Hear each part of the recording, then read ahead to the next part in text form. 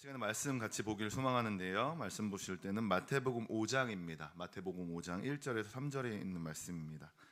마태복음 5장 1절에서 3절에 있는 말씀입니다. 짧은 말씀이니까 우리가 한 목소리로 같이 읽었으면 좋겠습니다. 마태복음 5장 1절에서 3절 말씀인데요. 함께 읽도록 하겠습니다. 시작. 예수께서 무리를 보시고 산에 올라가 앉으시니 제자들이 나온지라.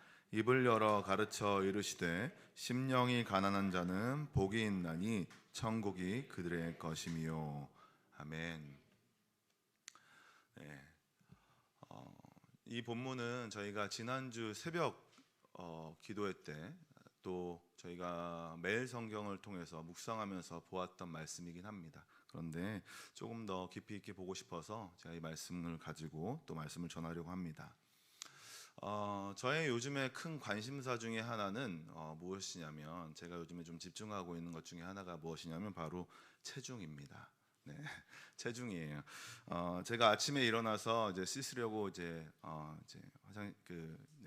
욕실에 들어가서 거울을 보고 있으면 참 기쁘지가 않습니다. 이제 지치고 피곤한 것도 있지만 거울 속에 있는 저의 모습이 정말 이렇게 불어 보이는 저의 모습을 보면서 참 이렇게 하루를 웃으면서 시작하기 쉽지 않다라는 생각을 하게 돼요.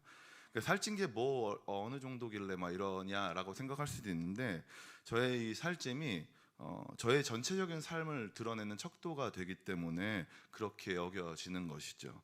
제 육체적인 게으름 때문에 이렇게 살이 찌잖아요. 네, 많이 먹는 것도 그렇지만 저의 이렇게 육체적인 게으름 때문에 이렇게 살이 찌는데, 이게 저에게는 늘 영적인 그 나태함까지 이어진다는 것을 이렇게 보게 되어집니다. 그러다 보니까 다른 분들은 안 그럴 수 있지만 저의 육체적인 이 그 살찜이 저의 영적인 것으로 나아가다 보니까 이렇게 너무나도 어렵게 느껴지는 것이죠. 아침에 이렇게 거울을 볼 때마다 저의 삶 가운데 오늘 또 어떻게 이것들을 빼나가고 또 나태함에서 벗어날 수 있을까라는 생각들을 하게 된다는 겁니다.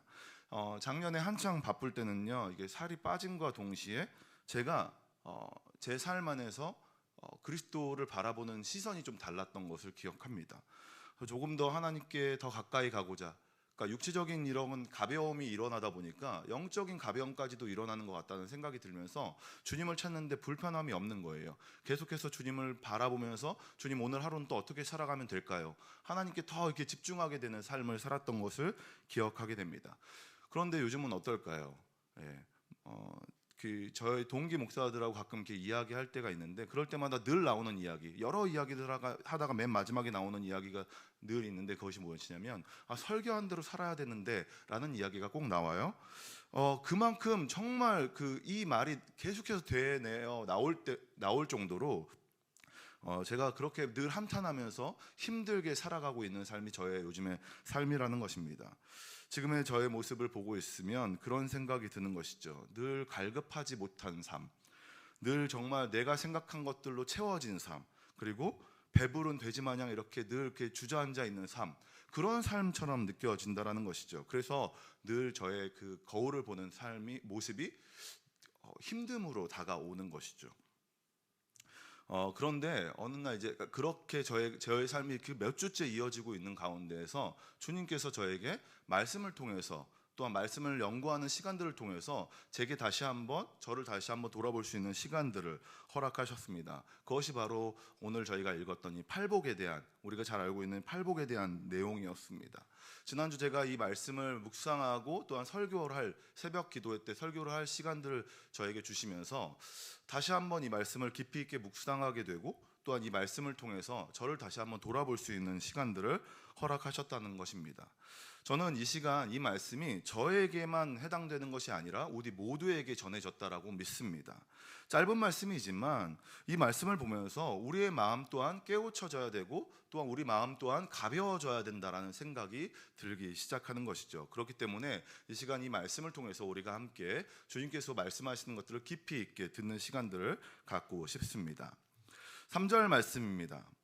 심령이 가난한 자는 복이 있나니 천국이 그들의 것이며. 우리가 너무나도 많이 읽고 알고 있는 말씀입니다. 심령이 가난한 자는 복이 있나니 천국이 그들의 것이며. 3절 심령이 가난한 자는요, 팔복 전체, 팔복, 우리가 알고 있는 팔복 있잖아요. 8가지 복에 대한 이 이야기를 여는 열쇠와도 같은 본문입니다. 9절이죠. 심령이 가난한 자가 되어야지 우리가 뒤에 나오는 애통한 자도 될 수 있고 온유한 자도 될 수 있는 것입니다.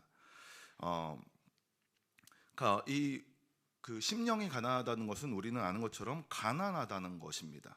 우리가 가난하다는 것이죠. 이 가난하다는 것, 비어 있는 것이 없으면 그만큼 채울 수가 없다라는 것을 우리는 이야기하게 되는 것이죠. 그렇기 때문에 5장 3절을 이해하는 것이 5장부터 7장 이 산 위에서 말하는, 산 위에서 가르치는 이 산상수훈에 대한 이 전반적인 모든 것들을 이해하고 받아들이는 데 있어서 큰 역할을 하게 된다라는 것입니다. 자, 지금부터 이 열쇠와 같은 이 말씀을 깊이 있게 보는 시간들을 갖도록 하겠습니다. 3절의 그 전에 3절의 말씀을 들어가기 전에 먼저 1, 2절을 보아야 합니다. 팔복은 3절부터 시작되지만 1, 2절은요 산상수훈 전체의 그 예수님께서 가르침이 얼마나 중요한지를 가르쳐주는 본문이 되는 것입니다. 우리 1절, 2절 함께 읽어보는 시간 갖도록 하겠습니다. 1절, 2절입니다. 함께 읽겠습니다. 시작.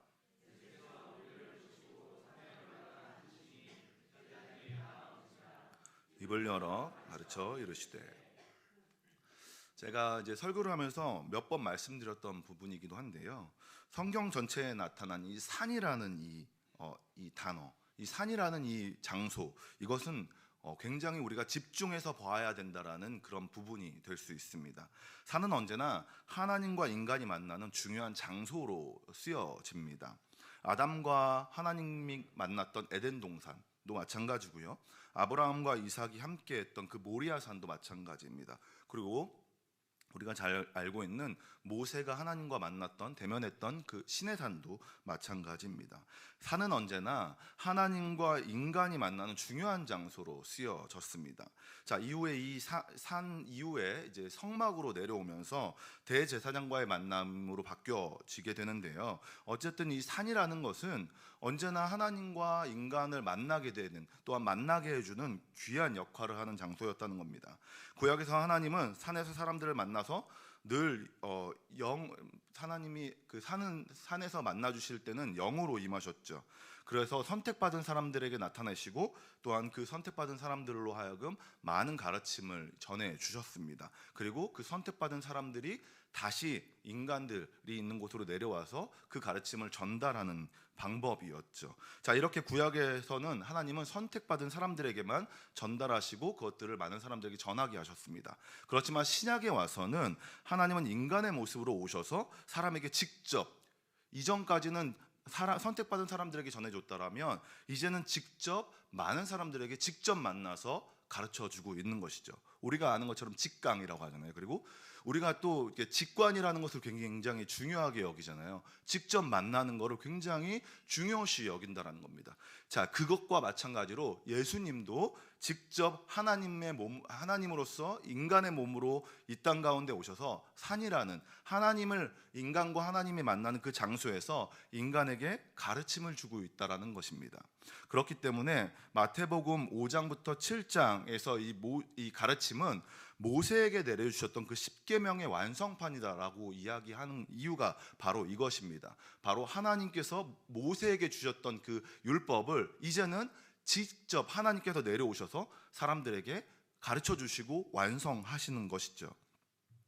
예수님께서 그러기 위해서 이 땅 가운데 오셨고 율법을 계속해서 예수 그리스도의 그 이름으로 완성해 가시는 모습이 바로 5장부터 7장을 통해서 전해지고 있다라는 것입니다. 자, 산 위의 가르침은 그리스도인들에게 절대적인 것입니다. 여러 가르침 중에 뭐 한두 개만 지키고 이런 것이 아니라 그리스도인이라면 이 부분이 다 동일하게 전체적으로 드러나야 한다라는 것이죠. 산 위의 가르침은 굉장히 유기적입니다. 삶 속에서 팔복은 나타나는데 소금의 역할을 못한다? 이것은 그리스도인이 아닌 것이죠. 가늠한 자가 살인하지 않았다고 해서 하나님의 율법, 예수 그리스도께서 가르쳐준 율법을 지켰다라고 말할 수 있는 것이 아니라는 것입니다. 팔복을 지킨 자는요, 소금의 역할도 감당할 수 있어야 됩니다. 동시에 살인하지 않으면서 가늠하지 않아야 되는 것이 바로 그리스도인, 바로 예수님께 가르침을 받은 사람이 행해야 되는 것이라는 것입니다. 자, 이처럼 예수님은 그리스도인들에게 동일하게 동시에 가르쳐 줌으로 인해서 인간들이 바로 그것들을 나타내게 하셨다라는 것입니다. 자, 이러한 거대한 그리스도인의 그 기본을 통해서 우리는 우리를 돌아보고 하나님을 깊이 바라볼 수 있게 되는 것입니다. 자, 그런데 여기서 우리가 꼭 알아야 되는 중요한 점이 또 하나 있습니다. 자, 예수님의 이 명령들을 실천할 수 있는 사람은요, 오로지 그리스도인 뿐이라는 것입니다. 자, 무슨 말이냐면 팔복을 우리가 지금 이제 보고 있는데, 팔복 중에 첫 번째를 보고 있는데, 팔복을 믿지 않는 사람들에게 가르치는 것, 그 사람들이 알게 되는 것이 불가능하다라는 것입니다. 이 팔복은 바로 믿는 사람들에게 주어진 것입니다. 믿는 우리에게 주어진 것이지, 그렇기 때문에 우리가 사람들에게, 믿지 않는 사람들에게 가가지고 막 전도할 때 심령이 가난해야지 복을 받습니다, 이렇게 말한다고 해서 그들이 알아들을 수 있는 것이 아니라는 겁니다. 애통해야지, 또한 마음이 청결해야지 바로 복받는 삶입니다 라고 가르쳐봤자 아무도 못 알아듣는 것이죠. 그렇게 말해가지고 알아듣는 분이 계셨습니까? 혹시 전도하실 때? 그렇지 않죠. 그것이 왜 그러냐면 바로 예수님은 이 산상수훈을 통해서 믿는 자들에게 가르침을 주셨기 때문에 그렇다는 것입니다. 자, 이것을 조금 더 자세히 보려면 팔복의 내용을 조금 다르게 볼 필요가 있습니다.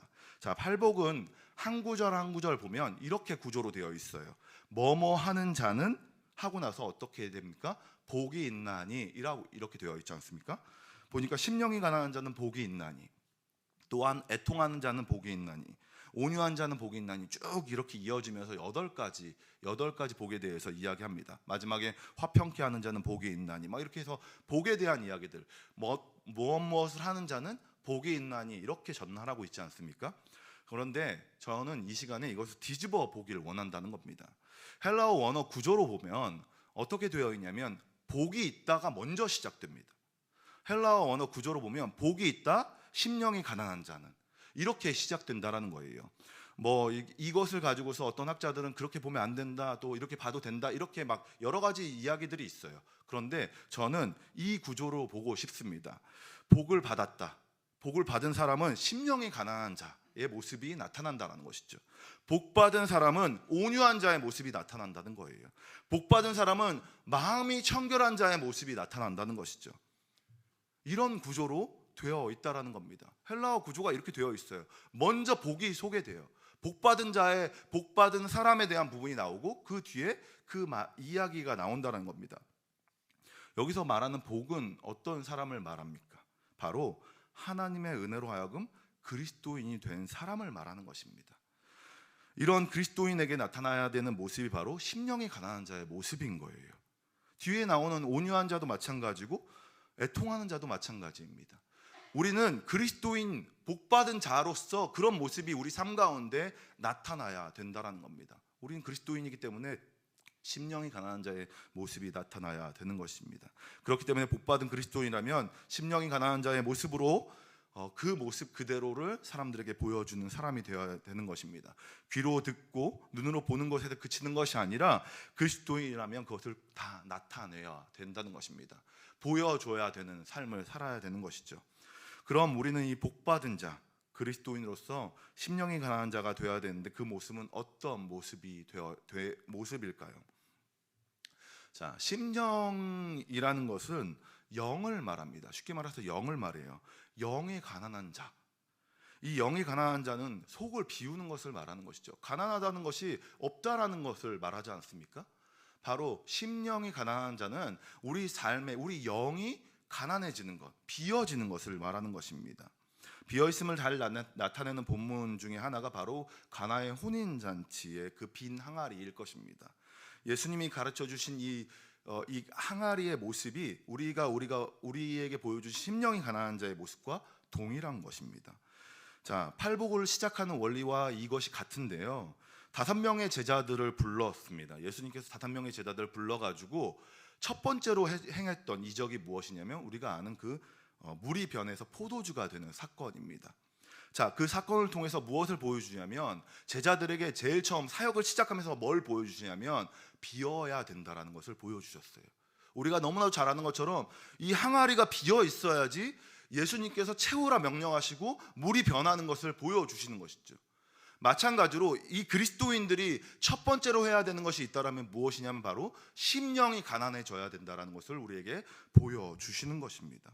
이처럼 우리는 예수님께서 채우실 수 있도록 비우는 삶이 먼저 되어야 할 것입니다. 자, 어떤 사람들은 이것을 행위적으로 생각하는 사람들이 있어요. 그래서 가난해지려고 노력하죠. 그래가지고 자신에게 가지고 있던 모든 것들을 막 다 팔아가지고 나눠주는, 그래서 나는 진짜 가난해졌다라고 말하는 사람들도 있습니다. 그리고 열심히 금식을 해서 내 자신을 비웠다라고 말하는 사람들도 있어요. 행위적으로 그것을 보여주려고 하는 사람들이 있다는 겁니다. 그런데 비우는 것은요, 우리가 잘 아는 것처럼 우리의 힘으로 되는 것이 아닙니다. 우리가 아무리 내 속을 비우려고 노력해보고 해봐도 절대 비워지지 않는 것이죠. 막 산속에 들어가가지고 가만히 앉아가지고 막 비우려고 노력해서 그것이 비워집니까? 우리는 잠시라도 비워보려고 노력해봤자 막 여러 가지 소리들이 우리에게 들어와서 비워질 수 없는 사람들이에요. 사람들이 착각하는 것 중에 하나가 우리의 힘으로 뭔가 될 수 있다라고 여기는 것입니다. 그런데 그렇지 않죠. 우리의 힘으로 될 수 있는 것이 아무것도 없습니다. 우리는 그리스도 앞으로 나아가는 것, 우리의 힘으로 나갈 수가 없는 것이죠. 무조건 하나님이 우리 가운데 오셔야 돼요. 우리가 한 발자국도 뗄 수 없는 그런 무익하고 무능한 자들이기 때문에 그렇습니다. 늘 제가 설교 때마다 이야기해요. 우리는 우리의 힘으로 나아갈 수 없어요. 무조건 하나님께서 우리 가운데 오셔야지 가능한 것입니다. 그렇게 우리가 할 수 있는 것은 하나님께 우리를 봐달라고 우리의 손을 흔드는 것뿐입니다. 하나님, 내가 여기 있고 나는 계속해서 비워지고 싶습니다라고 계속해서 주님을 찾는 것, 이것이 바로 우리가 할 수 있는 최선이라는 것입니다. 자, 그렇다면 심령이 가난하다는 것은 어떻게 이루어질 수 있습니까? 제가 이야기했던 것처럼 하나님께 나아가서 그렇게 손을 흔드는 거 말고 또 어떤 방법으로 우리가 우리의 것들을 비울 수 있냐는 것입니다. 바로 말씀에서 이야기하고 있는 것처럼 심령이 가난해질 수 있는 방법은 바로 겸손을 통해 가능해지는 것입니다. 이사야 57장 15절에 이런 말씀이 있습니다. 우리 함께 읽어볼까요? 이사야 57장 15절입니다. 시작.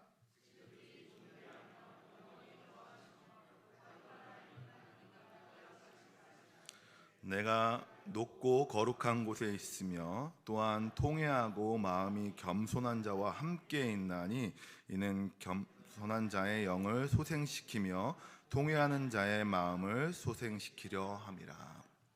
아멘. 심령이 가난한 자의 모습은 내가 할 수 있는 것이 아무것도 없다라는 것에서부터 시작이 됩니다. 이것이 바로 겸손이죠. 이런 사람을 하나님께서 소생시킨다라고 말씀하십니다. 믿음의 조상들이 이런 겸손함을 잘 사용했었어요. 믿음의 이 선배들이, 우리가 아는 이 말씀을 통해서 보게 되는 이 선배들이 이것을 굉장히 잘 사용했습니다. 이사야 선지자는 이렇게 이야기해요. 나는 입술이 부정한 사람입니다 라고 말하죠. 그리고 베드로는요, 주여 나를 떠나소서 나는 죄인이로소이다. 그리고 사도 바울은 하나님을 만나고 모든 것이 다 해로 여겨졌다라고 이야기합니다. 이처럼 믿음의 그 조상들이, 믿음의 선배들이 자신을 계속해서 낮추고 자신을 계속해서 비우려 노력했습니다. 왜냐하면 하나님만이 모든 것들을 이끌어 가시고 인도하시는 분이시기 때문에 그렇습니다. 자신은 아무것도 아닌, 자신이 가진 지식이 아무것도 아닌 것이다라고 고백하는 삶, 그리고 오직 하나님만이 가장 높으시고 그리고 하나님만이 나의 삶을 채우실 수 있는 분이심을 고백하는 삶, 이것이 바로 심령이 가난한 자의 모습이라는 것입니다. 자, 이 모습을 가장 잘 보여주시는 분이 누구십니까? 바로 예수님이십니다. 요한복음 14장 10절에 이렇게 말하고 있습니다. 우리 함께 읽어볼까요? 시작. 내가 아버지 안에 거하고 아버지는 내 안에 계신 것을 내가 믿지 아니하느냐. 내가 너희에게 이르는 말은 스스로 하는 것이 아니라 아버지께서 내 안에 계셔서 그의 일을 하시는 것이라. 아멘. 예수님은 하나님이셨지만 자신은 아무것도 할 수 없고 하나님께 절대 의존하는 자임에 대해서 보여주셨습니다. 이것이 바로 심령이 가난한 자의 대표적인 모습인 것이죠. 가난하다는 것은 하나님을 대면했을 때 나는 정말 무익한 존재라는 것을 깨닫는 것을 말합니다. 물질적인 가난이 아닌 영적인 가난을 이야기하는 거예요. 주님 앞으로 나아가서 우리의 무익함을, 자신의 무익함을 고백하시길 소망합니다. 말씀을 통해서 우리에게 다가오시는 주님 앞에 우리의 부족함을 고백하는 자들이 되길 소망합니다. 그러려면요, 우리가 광야의 삶 가운데 있음을 꼭 깨달아야 하는 것입니다. 기쁨으로 홍해를 건넜어요. 예수 그리스도를 믿게 됐습니다. 그런데요, 그런 믿음 뒤에, 그 믿음 다음의 삶은 광야의 삶이라는 것입니다. 우리가 광야에 있다는 것을 매일매일 인정하고 기억하면서, 광야에 있을 때 그들이 했던 것이 무엇입니까? 전적으로 하나님을 의존하는 일이었습니다. 밥 하나도 하나님께서 주시지 않으면 먹을 수 없었어요. 그것처럼 우리가 우리 스스로 아무것도 할 수 없는 존재임에 대해서 기억하고, 예수 그리스도께서 우리를 지키시고 이끌어 가시고 우리의 광야에서 우리의 삶 가운데서 먹이시는 분이 바로 주님이심을 기억하면서 살아가는 삶, 이것이 바로 심령이 가난한 자의 삶이라는 것을 우리가 잊지 않아야 할 것입니다. 심령이 가난한 자의 삶으로 우리가 살아가길 소망합니다. 자신의 힘이 아닌 하나님을 전적으로 의존하는 자가 되어야 함을 꼭 기억하시길 소망합니다. 매일의 삶 속에서 이런 것들이 이루어졌을 때 우리에게 진정한 천국이 임하게 되는 것입니다. 심령이 가난한 자, 천국이 그들의 것이라 이야기했습니다. 이것은 여기서 말하는 이 천국은 우리가 말하는 우리가 늘 이야기되는 그런 천국, 물질적인 천국 말고요, 진짜 천국, 영적으로 우리가 만나게 되는 바로 하나님과의 만남, 그 하나님 나라를 우리 이 땅 가운데서 누리게 되는 삶, 그것이 바로 우리에게 임하는 천국이라는 것입니다. 심령이 가난한 자는 천국을 소유하게 됩니다. 우리 삶 가운데서 그 어느 것이 우리를 해하려 할지라도 우리가 늘 기뻐할 수밖에 없는 것, 그것이 바로 그리스도로 통해서 우리의 삶이 변화되어지고 그리스도를 의존함을 통하여서 우리의 삶이 천국에 임하게 되는 삶이라는 것입니다. 영국의 설교자 마틴 로이드 존스는 자신의 책에서 산상설교 책에서 이렇게 이야기했습니다. 심령이 가난하게 되는 것은 하나님을 바라보는 길입니다. 성경을 읽고 하나님의 법을 읽고 하나님께서 우리에게 무엇을 기대하는가를 살피고 우리가 하나님 앞에서 서 있음을 응하십시오. 동시에 주 예수 그리스도를 바라보고 우리가 주님을 복음서에서 보게 되는 그대로 주님을 바라보십시오 라고 이야기합니다. 내가 어떤 무언가를 해서 하나님과 친밀해지는 것이 아닙니다. 하나님을 깊이 있게 바라보려고 노력할 때 비로소 내가 하는 것이 아니라 하나님이 전적으로 우리 가운데 오셔서 우리에게 보여주시고 나타내 주시는 것입니다. 아직도 신앙을 행위로 생각하는 분이 계십니까? 내가 어떤 것을 해야지, 내가 심령이 가난해져야지, 가난해지기 위해서 내가 새벽 제단을 열심히 쌓아야지, 내가 헌금을 열심히 해야지, 내가 전도를 열심히 해야지 라고 생각하면서 행위적인 것에 내 마음을 두는 사람들이 있습니까? 그런 성도님들이 계십니까? 그것은 하나님을 바라게 본 자의 결과에 해당되는 것입니다.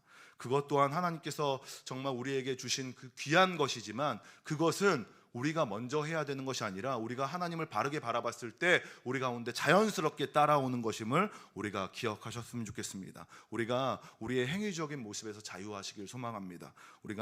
우리가 하려고 하는 것을 내려놓을 때 주님은 우리에게 보여주시는 것이죠. 우리에게 나타내 주시는 것입니다. 그래서 우리에게 채워주실 것입니다. 이것을 꼭 기억하시면서 심령이 가난한 자의 모습이 되어지길 소망하며 겸손 가운데 나아가시길 소망합니다. 자신의 무익함을 인정하고 그분께 매달리시길 소망합니다. 이 말씀을 기억하시면서 언제나 주님과 함께 하시는, 또한 주님께 매달리셔서 그 비어짐을 경험하시고 주님으로 채워지시는 그 삶을 경험하시는 모든 성도님들이 되시길 소망합니다. 제 이야기 하나를 하고서 설교를 마치려고 합니다. 제 이야기는 아니고 또 저와 연결되어 있는 저의 딸에 대한 이야기입니다. 저에게는 이제 초등학교 5학년 올라가는 딸이 있습니다.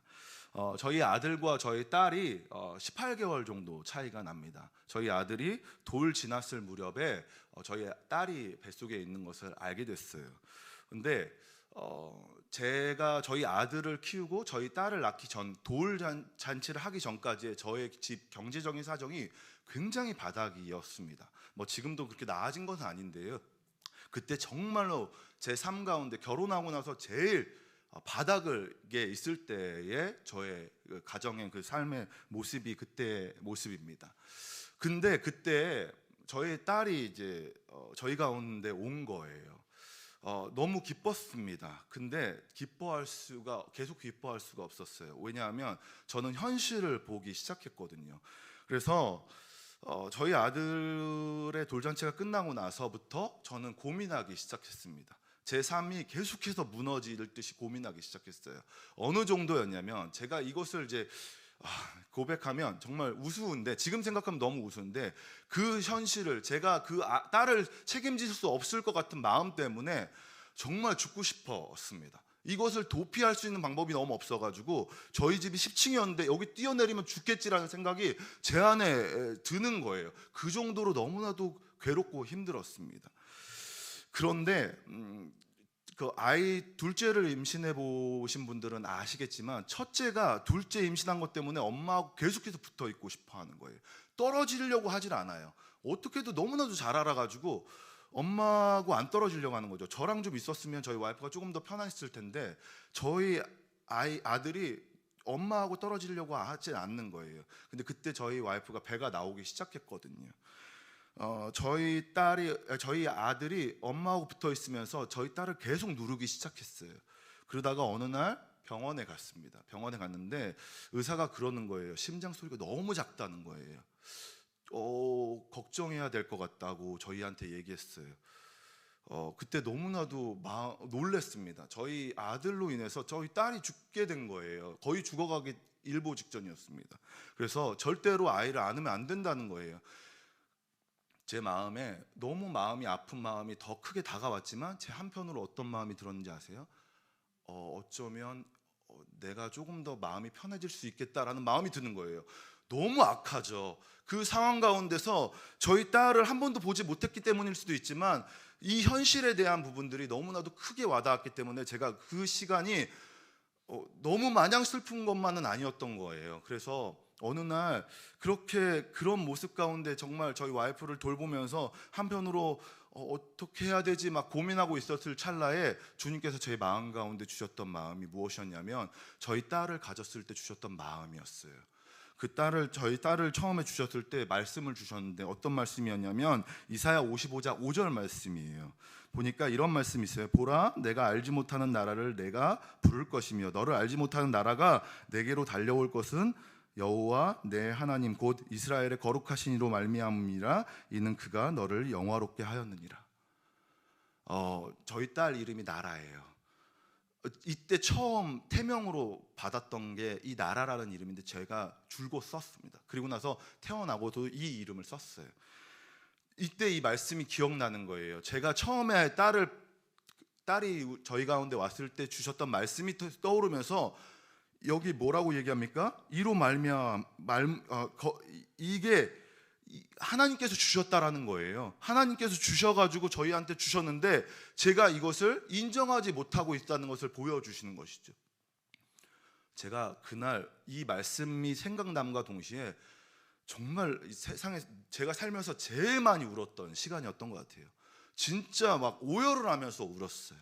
그러면서 제가 잘못했다고 빌었습니다. 그러면서 제 안에 있는 것들을 다 내려놓게 하셨어요.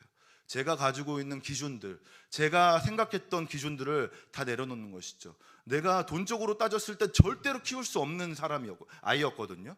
근데 하나하나 다 내려놓게 하시면서 내가 보냈기 때문에 넌 키울 수 있어라고 말씀하시는 것 같아서 제 안에 계속해서 점점 하나님의 것으로 채워가게 하시는 것입니다.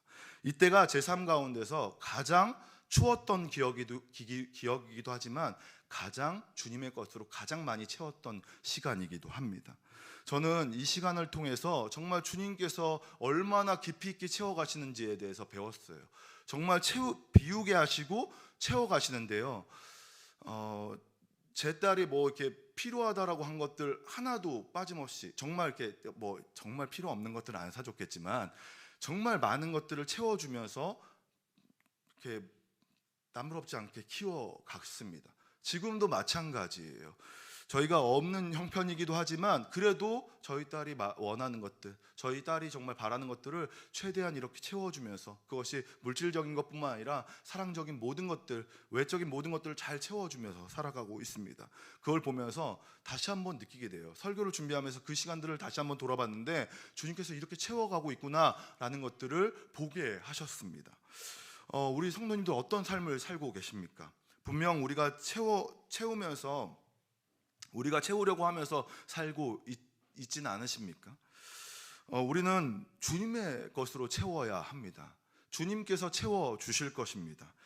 그렇기 때문에 우리는 우리의 것들을 좀 내려놔야 될 필요가 있습니다. 우리가 걱정하고 있는 것들, 내가 따지고 있는 것들, 내가 재고 있는 것들을 좀 내려놓을 필요가 있습니다. 주님께서는 우리를 이 땅 가운데 살아가게 하면서 복받은 자라고 우리에게 말씀하셔 주셨습니다.